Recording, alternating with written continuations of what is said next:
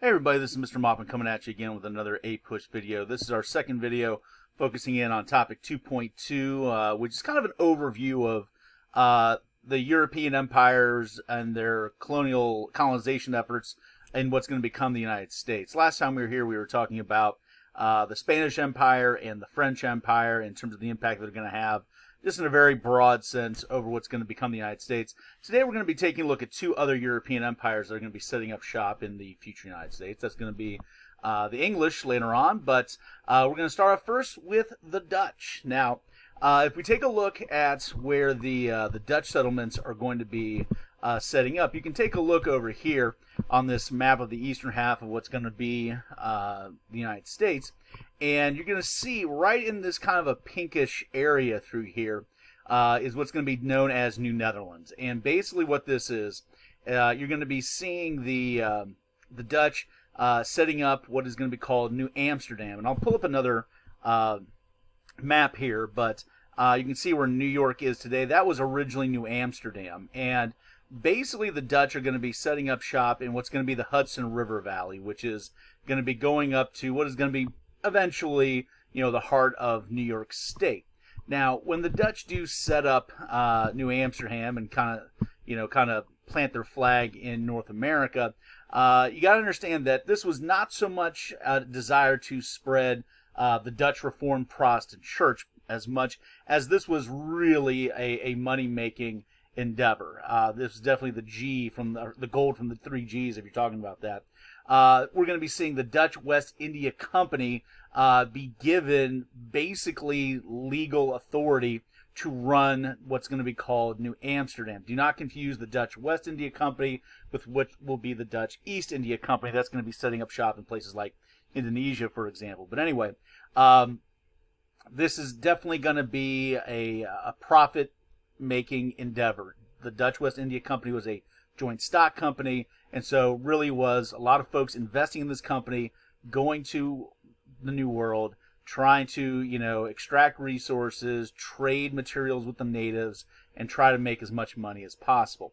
Now, note, though the trade relationship with the natives will be pretty robust, pretty brisk, pretty strong, the Dutch are going to have, some pretty, standoffish attitudes with regard to the natives on a social basis. They had no interest in intermarrying. They had no interest in having children with the natives. You did see, a little bit more families coming over than you might say compared to, say, the French.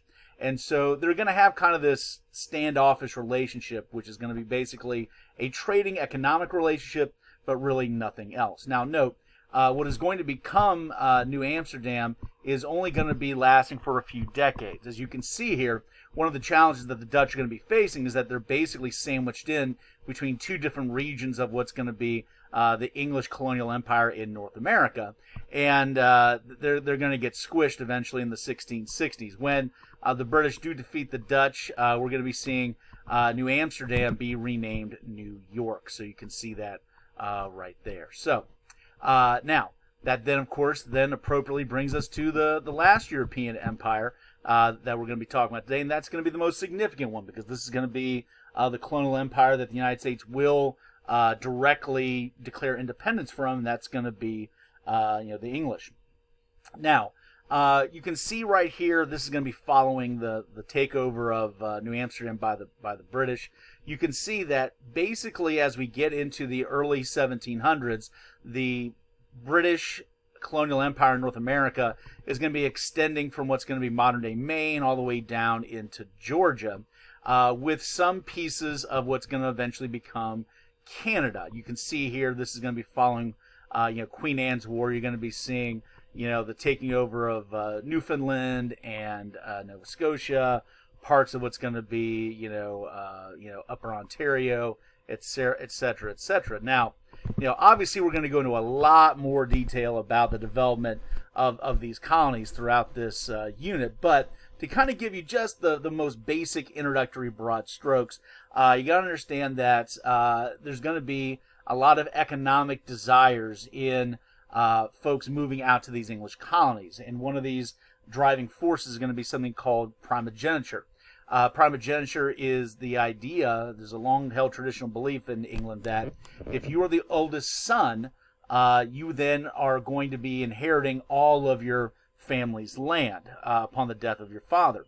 And that's great. However, if you are the second, third, fourth, whatever, youngest sons, that leaves you with nothing.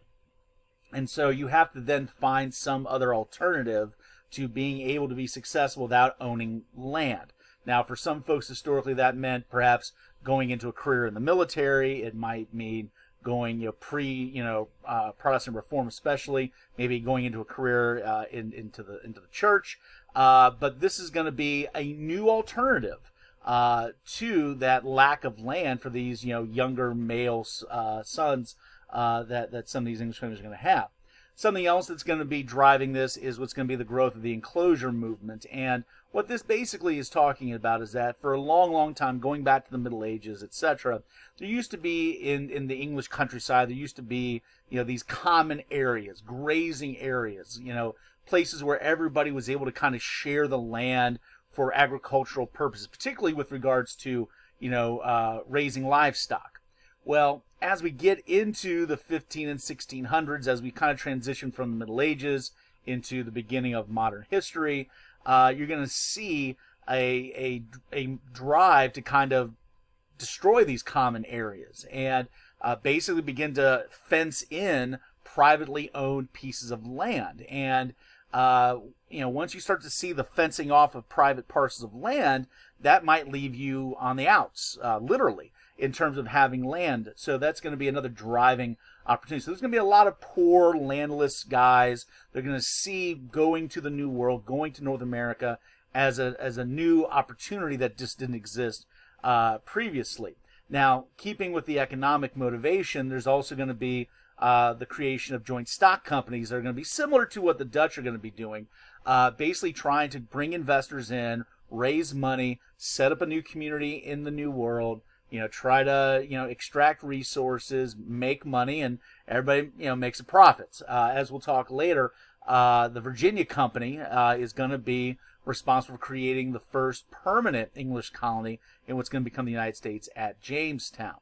Now, note, it's not listed right here, but obviously another driving factor is going to be those that are going to be on the outs with the Church of England by the time we get into the 1600s. Folks like, the Puritans that are, going to be feeling like they don't have an opportunity to practice their own faith. It's going to be a driving force for what's going to be the settlement of a lot of communities in New England, but obviously we'll get to that a little bit later. One other thing to keep in mind when we talk about, relations with the natives, it's going to be pretty tense, to say the least. First off, we're going to be seeing, more so than any of these other colonial empires setting up shop in North America, you're going to see the British communities having a lot more families, particularly when we talk about New England colonial settlement. And when you see whole families coming over, you're not going to see a willingness to, intermarry with natives, have children with natives. And it's going to be, and the Dutch are going to kind of have a similar, very racist kind of an attitude with regards to the natives. And so you're going to see this very much a noticeable social wall that's going to be setting up between the natives and these English colonies.